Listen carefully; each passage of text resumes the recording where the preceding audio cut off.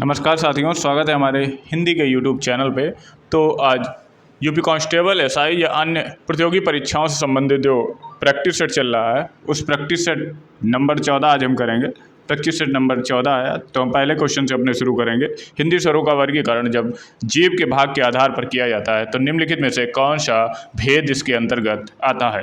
पहला ऑप्शन है अग्रस्वर, दूसरा है मध्यस्वर, तीसरा पश्चस्वर और चौथा है विवृत। तो आपको बता दें कि जीवा के आधार पर हिंदी के जो स्वरों को वो 3 भागों में बांटा गया है, अग्रस्वर, मध्यस्वर और पश्चस्वर।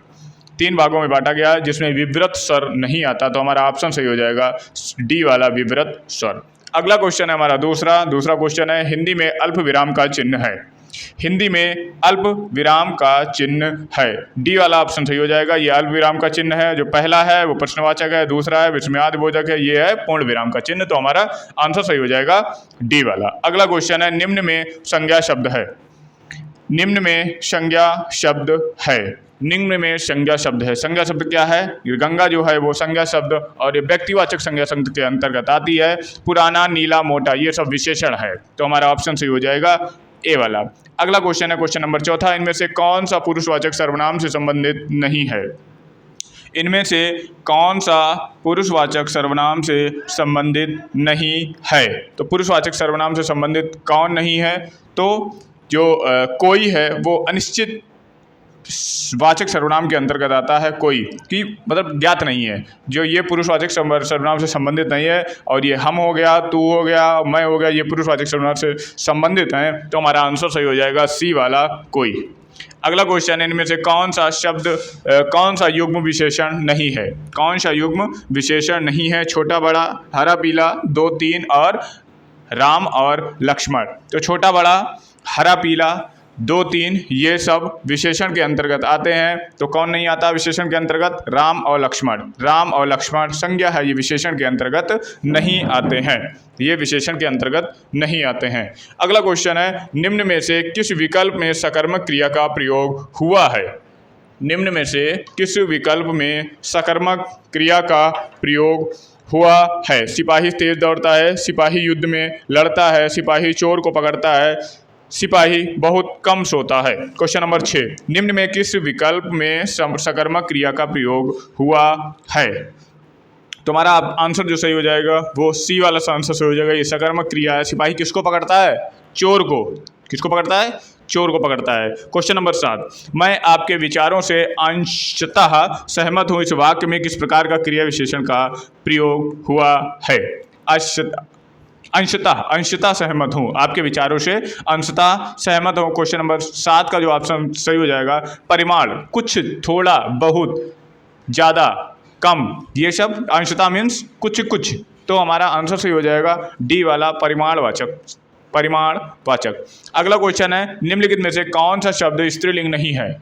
निम्न में से कौन सा शब्द स्त्रीलिंग नहीं है। संबल जो है वो पुल्लिंग के अंतर्गत आता है, यह स्त्रीलिंग नहीं है। और यामा, योजना और भिक्षा जो है वो स्त्रीलिंग के अंतर्गत आते हैं। किस वाक्य में, क्वेश्चन नंबर 9, किस वाक्य में एक वचन का प्रयोग हुआ है। किस वाक्य में एक वचन का प्रयोग हुआ है? लड़के लड़कों को मार रहे हैं।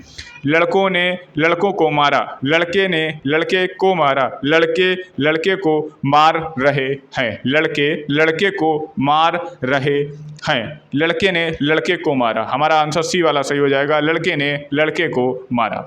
अगला क्वेश्चन है बांसुरी बज रही थी। बांसुरी बज रही थी, यह वाक्य किस काल का उदाहरण है। बांसुरी बज रही थी। क्वेश्चन नंबर 10, हमारा आंसर सही हो जाएगा अपूर्ण भूतकाल। अपूर्ण भूतकाल, सी वाला आंसर सही हो जाएगा। क्वेश्चन नंबर 11, जब वाक्य की क्रिया के लिंग, वचन और पुरुष, कर्ता अथवा कर्म के लिंग, वचन और पुरुष के अनुसार ना होकर एक वचन पुल्लिंग तथा अन्य पुरुष हों, तब वाक्य में कौन सा वाच्य है। क्वेश्चन फिर से देखिएगा, जब वाक्य की क्रिया के लिंग, वचन और पुरुष, कर्ता अथवा कर्म के लिंग, वचन और पुरुष के अनुसार ना होकर एक वचन पुल्लिंग तथा अन्य पुरुषों, तब वाक्य में कौन सा वाच्य होगा। क्वेश्चन नंबर 11 का जो आंसर हो जाएगा, ये जो रूल रेगुलेशन है ये सब भाववाच्य में फॉलो होते हैं। हमारा आंसर सही हो जाएगा सी वाला भाववाच्य। क्वेश्चन अगला देखते हैं, क्वेश्चन नंबर 12। क्वेश्चन नंबर 12, ने किस कारक का चिन्ह है। ने किस कारक का चिन्ह है? तो हम बता दें कि हिंदी में कारक 8 होते हैं। कर्ता ने, कर्म को, करण से, के द्वारा, संप्रदान को, के लिए, अपादान से, अलगाव होने के अर्थ में होता है, संबंध का की के, रा री रे, अधिकरण में, पर, संबोधन, हे, अरे। तो कितने हो गए?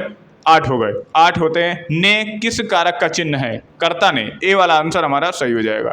ए वाला आंसर हमारा सही हो जाएगा। ए वाला आंसर हमारा सही हो जाएगा। अगला क्वेश्चन है, निम्नलिखित में से कौन सा तद्भव शब्द है? निम्नलिखित में से कौन सा तद्भव शब्द है? इष्टिका, कुपुत्र, अमीय, उलूक। इष्टिका, कुपुत्र, अमीय, उलूक। क्वेश्चन नंबर 13, तद्भव कौन है? अमीय। सी वाला आंसर सही हो जाएगा। सी वाला आंसर हमारा सही हो जाएगा। अगला क्वेश्चन है, दिए गए शब्द का उपसर्ग ज्ञात कीजिए। दिए गए शब्द का उपसर्ग ज्ञात कीजिए। दिए गए शब्द का उपसर्ग ज्ञात कीजिए। दुराशा, दुर प्लस आशा। दुर कौन लगेगा? हलंत वाला दुर का प्रयोग किया जाएगा, तो आंसर हमारा सही हो जाएगा ए वाला, दुर प्लस आशा। अगला, दिए गए शब्द का प्रत्यय ज्ञात कीजिए। दिए गए शब्द का प्रत्यय ज्ञात कीजिए। सु, नार। क्वेश्चन नंबर 15, आंसर हमारा सही हो जाएगा ए वाला। आंसर हमारा ए वाला सही हो जाएगा, सु आर होगा, सुन आर। इनमें से विलोम शब्द का सही युग्म क्या है? अकुंचन, प्रसारण, अल्पज्ञ, अवज्ञ, स्थावर, चंचल और सम्मुख, उन्मुख। कौन सा सही युग्म है? क्वेश्चन नंबर 16 का आंसर सही हो जाएगा आकुंचन, प्रसारण। अकुंचन मीन्स कम, प्रसारण मीन्स बढ़ाना। अकुंचन मीन्स कम करना, प्रसारण मीन्स बढ़ाना। अगला क्वेश्चन है, व्याप्त शब्द का विलोम क्या होगा? व्याप्त शब्द का विलोम क्या होगा? अव्यक्त, अव्यापक, अव्याप्त, अव्याप्य। क्या आंसर होगा? आंसर नंबर 17 क्या होगा?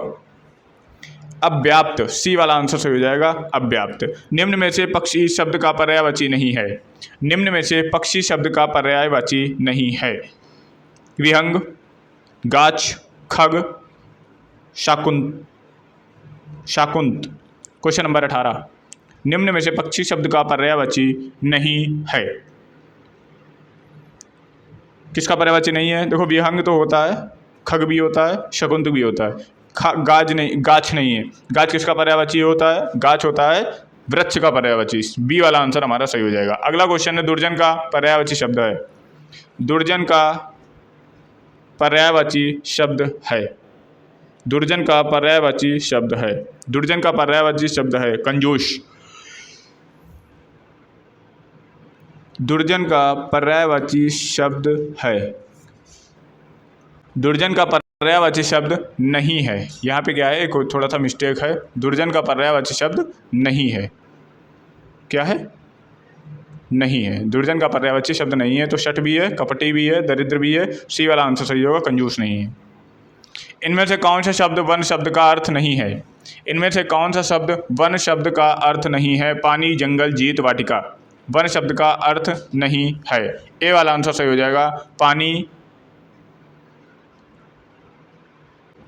इनमें से कौन सा शब्द वन शब्द का अर्थ नहीं है? वन शब्द का अर्थ नहीं है, तो पानी भी वन होता है, जंगल भी वन होता है, वाटिका भी वन होता है, जीत नहीं होता है। सी वाला आंसर हमारा सही हो जाएगा। अगला क्वेश्चन है, निम्न में से कौन सा आदि व्याधि शब्द युग्म में आदि का अर्थ क्या है? शब्द युग्म में आदि व्याधि शब्द युग्म में आदि का अर्थ क्या? मानसिक कष्ट, आधा, पागलपन, अधपारी जैसे रोग, अधक पारी जैसे रोग। क्वेश्चन नंबर 21, ए वाला आंसर सही हो जाएगा मानसिक कष्ट। ए वाला आंसर सही हो जाएगा मानसिक कष्ट। जिसे वचन द्वारा व्यक्त नहीं किया जा सके, वाक्यांश के लिए उचित शब्द क्या होगा? जिसे वचन द्वारा व्यक्त नहीं किया जा सके, वाक्यांश के लिए उचित शब्द क्या होगा? अनुकरणीय, अलौकिक, अनिवार्य, अनिर्वचनीय। वचन द्वारा आंसर सही हो जाएगा डी वाला, अनिर्वचनीय, अनिर्वचनीय, अनिर्वचनीय। डी वाला आंसर सही हो जाएगा। क्वेश्चन नंबर 23, क्वेश्चन नंबर 23, दोपहर के बाद का समय क्या कहलाएगा? दोपहर के बाद का समय क्या कहलाएगा? दोपहर के बाद का समय अपराह्न कहलाएगा। आंसर हमारा सही हो जाएगा सी वाला। दोपहर के बाद का समय अपराह्न कहलाएगा। हमारा आंसर सही हो जाएगा सी वाला। सी वाला आंसर हमारा सही हो जाएगा। क्वेश्चन नंबर 24, क्वेश्चन नंबर 24, निम्नलिखित में से सही संधि विच्छेद का चयन कीजिए। पत्र, अलय, मरण, असन्न, वीर, अंगना, यथार्थ, यथा प्लस अर्थ। क्वेश्चन नंबर 24, क्वेश्चन नंबर 24 वीर प्लस अंगना, वीर प्लस अंगना वीरांगना, सी वाला आंसर सही हो जाएगा। अगला है यथा रुचि में कौन सा समास है, यथा रुचि में कौन सा समास है, यथा रुचि में अव्ययी भाव समास है, ए वाला आंसर सही हो जाएगा। तुम रात को कहानी सुनाई, उक्त वाक्य में कौन सा भाग गलत है, तुम रात को कहानी सुनाई, तुमने रात को कहानी सुनाई होगा। क्वेश्चन नंबर 26 का आंसर सही हो जाएगा, तुम की जगह तुमने होगा, ए वाला आंसर सही हो जाएगा।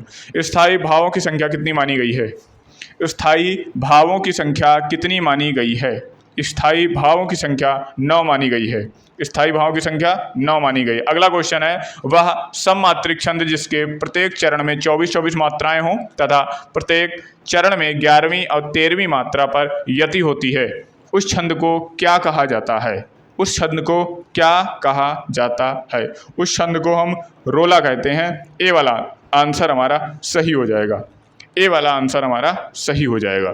अगला क्वेश्चन है कंकन किंकिर निपुर धुनि सुनि, कंकर किंकिन निपुर धुनि सुनि, इन पंक्तियों में कौन सा अलंकार है, अत्यानुप्रास, लाटानुप्रास, सुक्त्यानुप्रास या वृत्त्यानुप्रास, कौन सा अलंकार है। क्वेश्चन नंबर 29 का आंसर सही हो जाएगा वृत्त्यानुप्रास। जहाँ पर एक या अनेक वर्णों की अनेक बार आवृत्ति हो वहाँ पे वृत्त्यानुप्रास होता है, हमारा आंसर डी वाला सही हो जाएगा, डी वाला आंसर सही हो जाएगा। अगला है केंद्रीय हिंदी प्रशिक्षण संस्थान किस विभाग के तहत कार्यरत है, केंद्रीय हिंदी प्रशिक्षण संस्थान किस विभाग के तहत कार्यरत है। क्वेश्चन नंबर 30 का आंसर सही हो जाएगा राजभाषा विभाग, राजभाषा विभाग, ए वाला आंसर सही हो जाएगा। जहाँ न पहुँचे रवि वहाँ पहुँचे कवि, क्वेश्चन नंबर 31, जहाँ न पहुँचे रवि वहाँ पहुँचे कवि, कवि बहुत तर्कशील होते हैं, कवि बहुत भावप्रवण होते हैं, कवि बहुत विचारशील होते हैं और कवि बहुत कल्पनाशील होते हैं। क्वेश्चन नंबर 31 का आंसर सही हो जाएगा डी वाला, कवि बहुत कल्पनाशील होते हैं, डी वाला आंसर इसका सही हो जाएगा। आई होप आप लोगों को ये वीडियो जो ये सीरीज़ चल रही है वो आपको अच्छी लग रही हो। हमारे चैनल को सब्सक्राइब करिए और आगे से आगे इसको शेयर करिए। Thank you.